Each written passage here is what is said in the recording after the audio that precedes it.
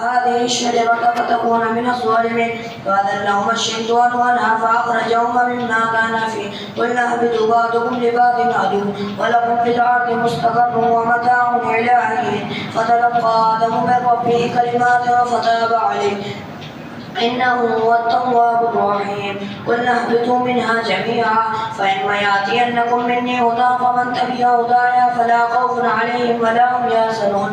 والذين كفروا وكذبوا بآياتنا أولئك أصحاب النار هم فيها خالدون. يا بني إسرائيل اذكروا نعمتي التي أنعمت عليكم وأوفوا بعهدي أوف بعهدكم وإياي فارهبون.